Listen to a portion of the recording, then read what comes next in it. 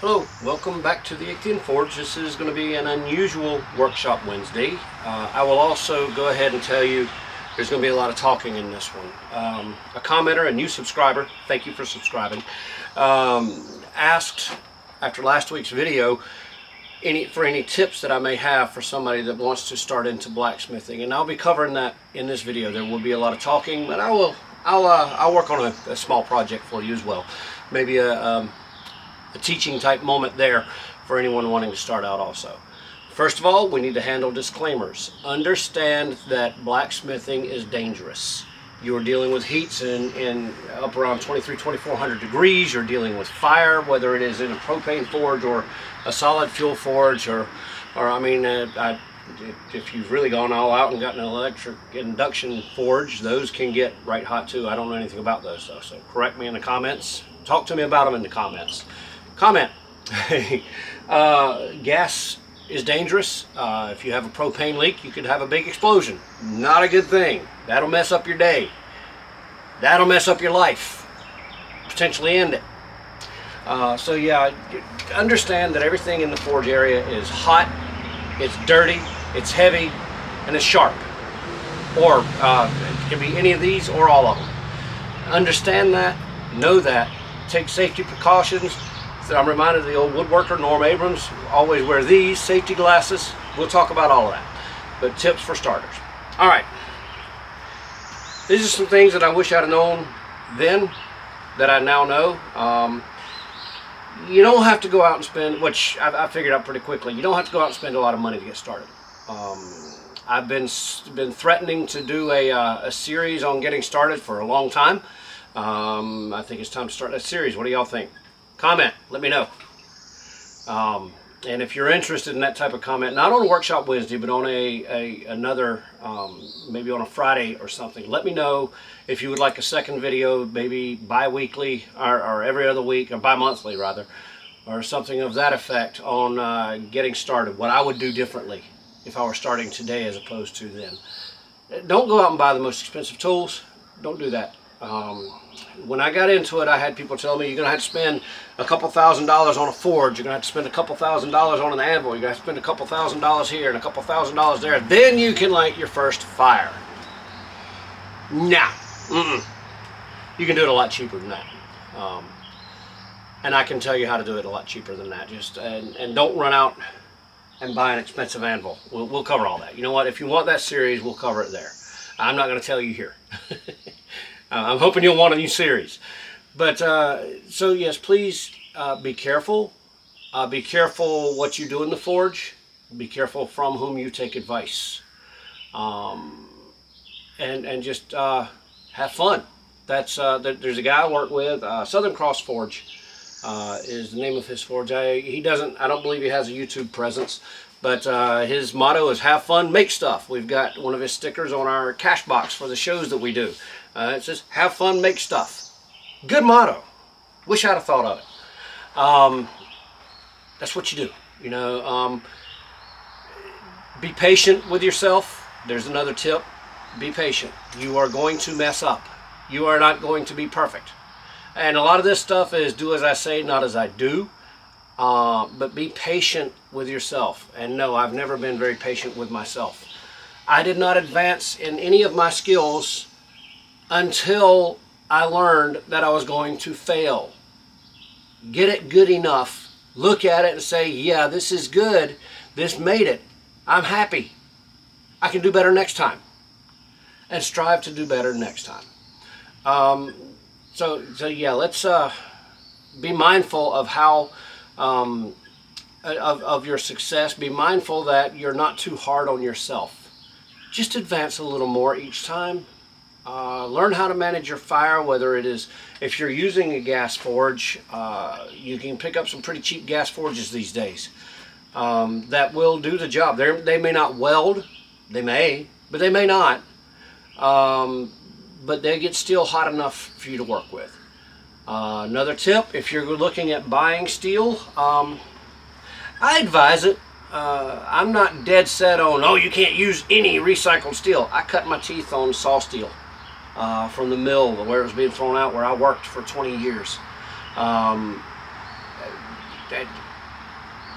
that's another point I'll get into in a minute.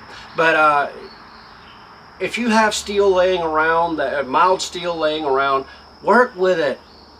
If you need it to be 1/2 inch square and it's 5/8, learn to draw it down to what you need. That's a vital skill in blacksmithing. But if you are going to buy steel, don't go to a big box hardware store to buy it. Anywhere like Lowe's, Home Depot, Tractor Supply, places like that, they're selling short, maybe 3-4 foot pieces for the same price. You can get a 20-foot stick of steel from a steel supply house somewhere. We have here around my area, we have Dillon Supply. There are a couple of smaller people that I like to deal with. I'd rather give my money to the smaller guy than the bigger corporations if I can, because I'm the smaller guy, and I would appreciate if people bought from me as opposed to buying off of Amazon. But go to a steel supply house, look them up locally, find them, just Google steel supply houses in my area. And if you need, let's say 1/4 inch stock, 1/4 inch square, 1/4 inch round, if you get 1/4 inch square, most likely you're going to get cold rolled. It's been my experience. I prefer hot rolled, but I can't find it. Try to get hot rolled if you can, but 1/4 inch square and 1/4 inch round are good starting steels. You can make hooks, you can make hairpins, you can make, if you're looking to make brooches for cloaks or whatever, you can do that. You can make so many things out of 1/4 inch steel. When I go to shows, I carry more 1/4 inch square and round stock than I do anything else. At shows, I'm looking to do small, quick projects. So make sure you do these things. Hopefully these tips will help you. Also, if you are looking to go into knife making, don't. And I'm not trying to discourage anyone from knife making. But first of all, you will make far more money as a general blacksmith in the long run than you will as a knife maker, or an ornamental blacksmith as you will as a knife maker. It takes longer to produce a knife. And besides that, if you want to make knives, like I said, don't. Get into general blacksmithing. Get your basic skills down. Learn how to draw steel out. Learn how to taper it. Learn how to avoid fish mouths on steel, because that is prevalent. A fish mouth is where the steel comes together and you've got like a pucker there, and you've got in here is a cold shut. It's an area that is not welded. It is not secured. It is a weak point in your blade, and it doesn't need to be there. Learn how to avoid those things. Learn how to move steel. Learn how to weld. Get all of your basics down and get very good at your basics. Get farther along in your craft and then say, you know what, I think I'll make a little knife. When I started out, I wanted to buy a sword, and not a wall hanger, not a $100, $150 cheap wall hanger that if you swing it might break off at the tang because it's not very well made. I wanted a sword, one that could be useful. So I started looking into it, and this is over 20 years ago now. And at that time, a good starter sword is around $500 or $600. And I said, I can make one. Yeah, okay, sure. I worked my way all the way up to a 9.5 inch knife, 3.5 years or 3 years after I started smithing. And I did that because I was being a perfectionist. Yes, the blade got shorter and shorter and shorter as my expectations got reeled in. You see people on a certain reality forging TV show say, I've never made a sword before. Then first of all, why are you on the show? And a guy that I was speaking to says, well, it's no big deal. You just make a longer knife. Not true. He and I had a good conversation about it.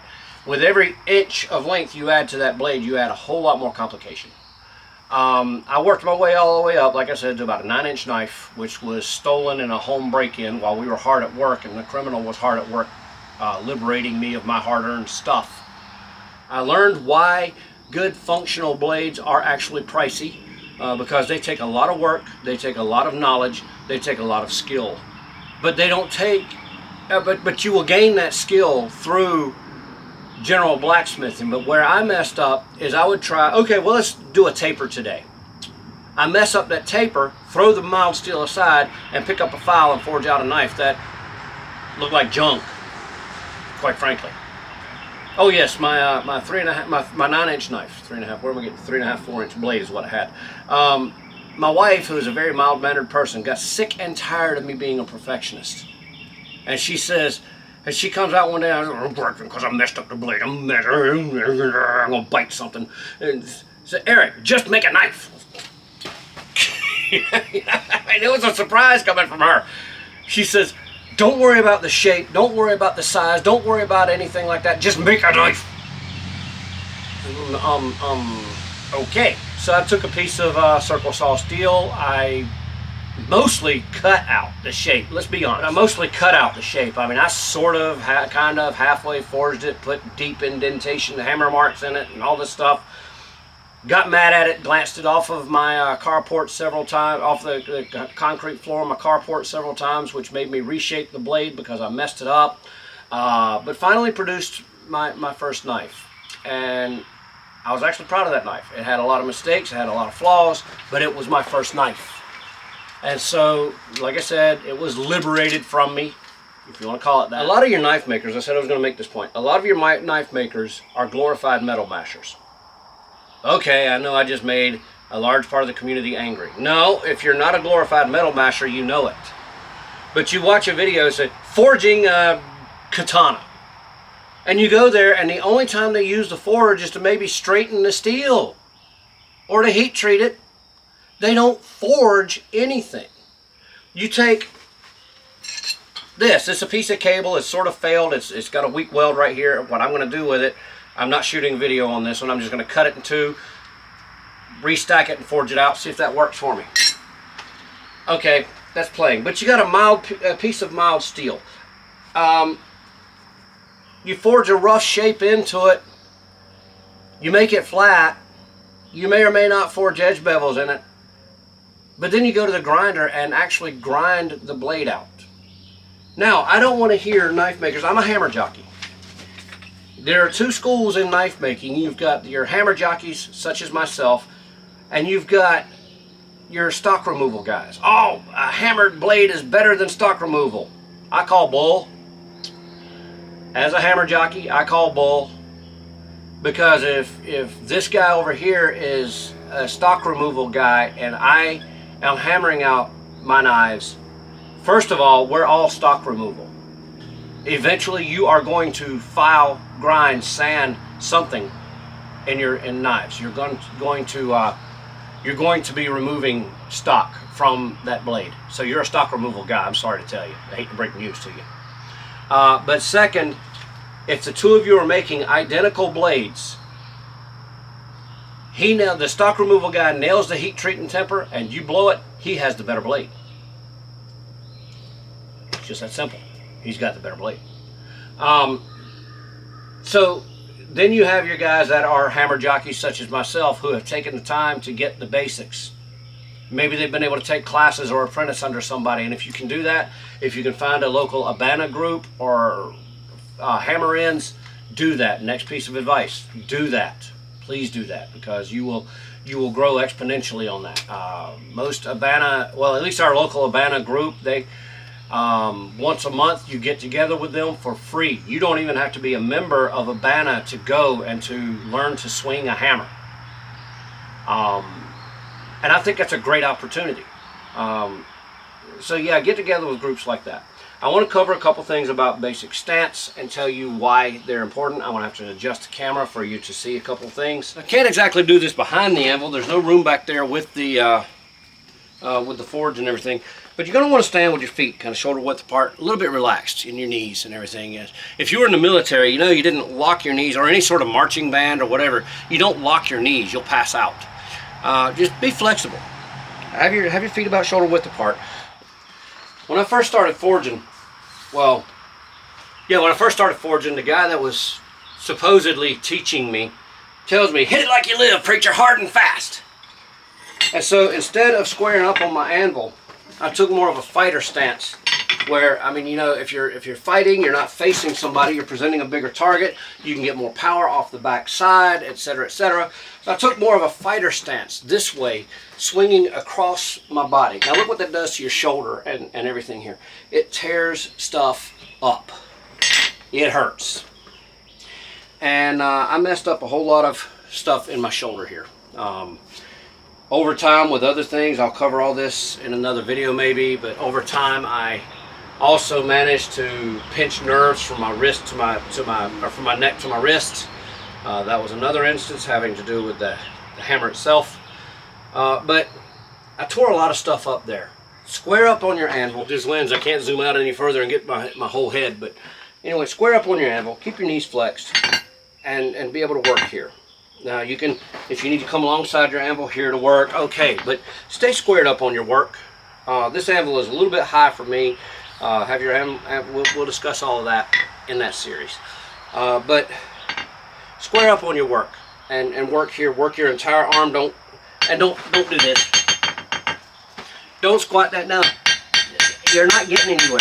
You're not getting anywhere. Stand up. Make sure you have proper posture. That's another area that I messed up on. Make sure you have good posture and bring your hammer all the way through. Don't grip it like you're going to kill it, like you're trying to choke something.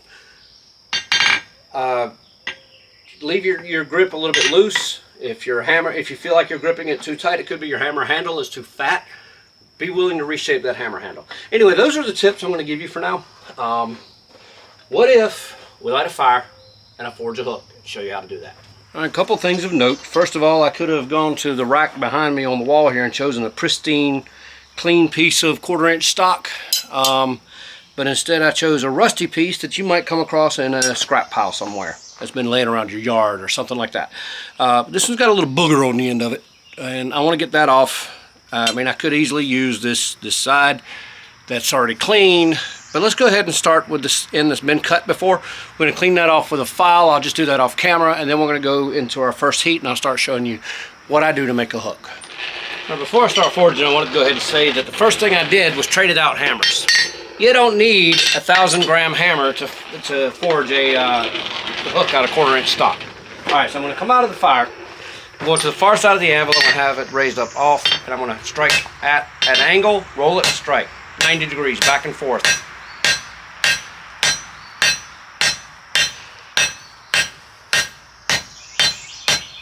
Another pointer. Whether or not you want to start a YouTube channel, that's totally up to you, but I would advise actually recording yourself, recording your stance, recording your form and everything, recording how the steel moves, and then watching that, which I'm guilty of not doing. I record it and I edit it, and yeah, I watch it during edit. But I don't watch it to learn necessarily, so that's one of those do as I say, not as I do moments. I want to draw that out finer before I roll it, curl it. However, we're going to do that. Got to be careful not to get the steel too hot when it starts getting this fine. You'll know, it'll be throwing sparks and all that wonderful stuff, and the best thing to do in that case, most likely, is just to cut it off and start over.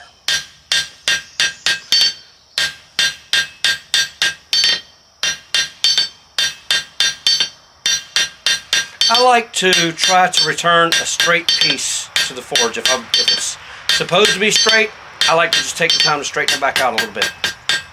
Right now I'm just hoping to knock off some of the scale. So this is what we have. Next step, I'm going to knock down the corners and make an octagon and then roll it into round. And since it's already hot, it doesn't take long to get it back up to the heat you want. So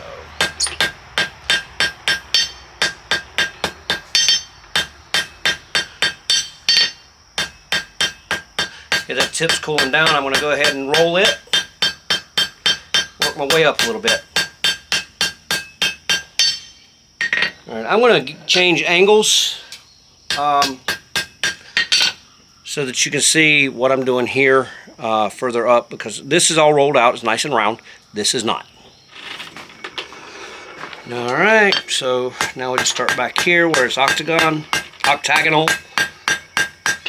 Notice I'm just rolling with my left hand and striking with my right hand, and I'm not beating the daylights out of it. I'm just kind of coaxing it into where it needs to be. Of course, you hit me with this hammer the way that I'm hitting this steel, which isn't very hard. It still will be hard enough to persuade me to not be there or to do what you're asking me to do. So, yeah, that's relative.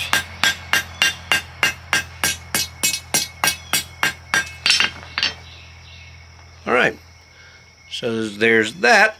Next, I want to put a curl on the end of it. I'm not sure how to get the best camera angle because setting up at the heel of the anvil, my elbow is going to be in your way back here and you're not going to be able to see what I'm doing. But what I'm going to do, I'm not going to be striking the anvil with this piece. This edge is rolled, if you'll notice.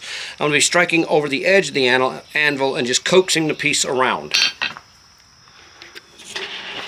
You could also do this over the horn of the anvil. I want to make sure this is flat, and unless you want to do it on the diamond. On the diamond meaning with the corners turned up. Now, I'm not using my cross peen. You see, I'm used to using my cross peen to do this. I'm trying to do this all with one hammer to show that you can do it. I'm just trying to trying to talk the scaling coming off.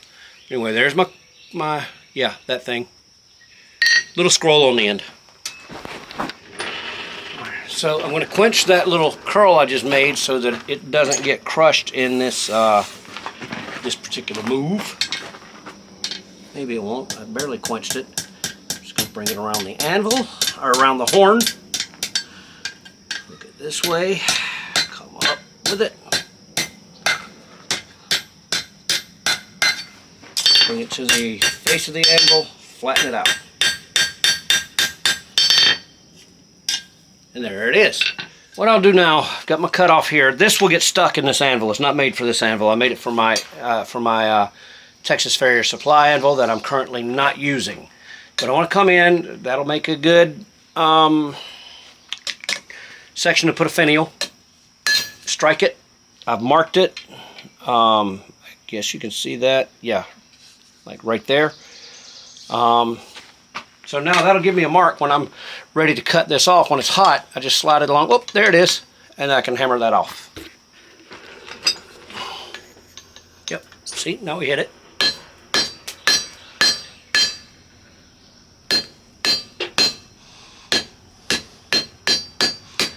Now here's where you need your tongs. Or you can put it in the clamp, a vise or whatever, and break it off. But we're going to grab it with the tongs and just break it off. Now I'm going to stick this hot piece down in my my charcoal bucket down here, my bucket where all my junk goes, to keep from getting burned on it. I'm going to take this to the anvil, straighten this out, and then get rid of this other little blob up here.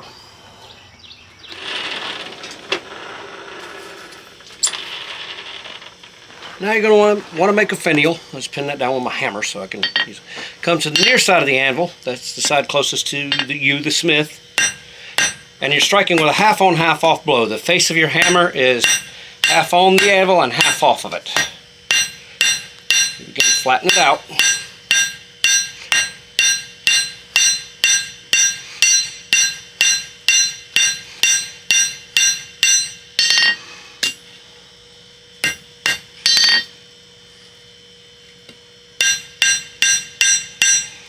You're going to want it so that the hook kind of stands off the wall a little bit, otherwise it might not hang properly. So as I've got that pinned down, you can see that the finial is against the anvil, but this part of the hook is off of the anvil. We're going to go to the vise next and kind of clean this up a little bit, and then we'll be done with this on camera, pretty much. Alright, so I hope you can see this on camera. Sorry for the squealing. Turn the volume down if you need to. Wish I could. But I'm right here with it.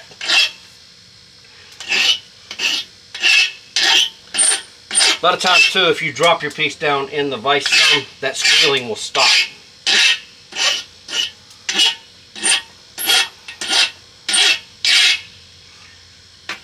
Right, just cleaned up, simple hook. What are there they are. Now, really the only things left to do on this hook are to drill a hole in it and to coat it with something. Where are we? There we are. Come on, focus. Focus. But yeah, you need to drill a hole in it to be able to hang it. I'm not going to do that right now. I was actually forgetting to brush this. If you want to get more scale off of it, hit it with a brush. Another smith has recommended to me that for items like this, when I'm mass producing them, so to speak, to get a rock tumbler, or like a rock tumbler to throw your items in. And yeah, I see how that would work. As a matter of fact, I've seen videos with people using them, and that would work greatly. What I'm going to do now, I imagine this is too cool to coat it. I'm going to coat it with some linseed oil. I'm from North Carolina. We always call it oil. Other people in other parts of the world don't understand oil. We omit the I. It's O-L. Oil. But for my hearing, my listening audience, and the fact that I'm an English major, we'll call it oil. Oil. Okay, enough cutting up. I'm going to throw this back on top of the fire. I'm not even going to turn the crank, and I'm just going to heat this up a little bit so that it'll accept some boiled linseed oil. Hey, this should probably be hot enough. Nah, well, yeah, it's smoking a little bit. Yeah, smelling lovely.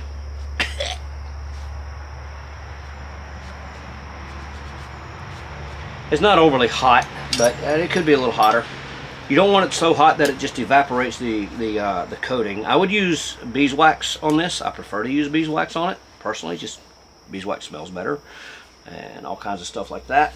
But like a lot of things right now, it's a little bit misplaced. I gotta find it. So that's what we got. All right, so the rag here, they say will spontaneously combust, so I'm just gonna throw this in the fire and get rid of it. And that's an advantage of using paper towels for stuff like that also. All right, so yeah, that's my hook. It's just a simple hook. They sell at shows. They really do. If you're looking to try to get into this and you need a way to support your habit, your growing addiction here, hooks. People buy hooks. So yeah, there's a hook. All right, so yep, there's the hook that we made. Hopefully the advice that I've given has helped you. It's advice that I wish people had given me so long ago. But if you're wondering what happened to the guards and the pommel cap for the sacks, I've run into a little bit of a complication. You'll see that in next week's Workshop Wednesday. Promise you I'll have something up for you, but between the weather and the lower guard, I had some lack of cooperation, and we're remedying all that. Well, we're remedying the guard. The weather's not up to me. That's up to the Lord there, and we're going to leave it in His hands. But anyway, if you found any enjoyment in this video, please drop a like down there where you drop likes, and comment. Those two things right there are free to you, and they help me immensely. If you're not subscribed, that's also free. And you're welcome to watch the videos. You are, but it helps me so greatly if you subscribe. I'm pushing to try to be monetized by the end of this year. It is currently June the 9th. And so I'm hoping that by December 31st, I can have 1,000 subscribers and be, if not monetized, well on my way. So please come along for this ride. Come along for the journey. And if you want to see me do the how I would start over series, comment down below that. Just comment starting series down below, and we'll see about making that happen.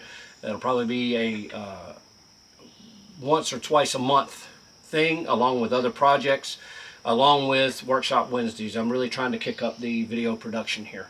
So anyway, please come along for the journey. Thank you for coming along with this one. If you stayed on this long, talking gets annoying, and I know that.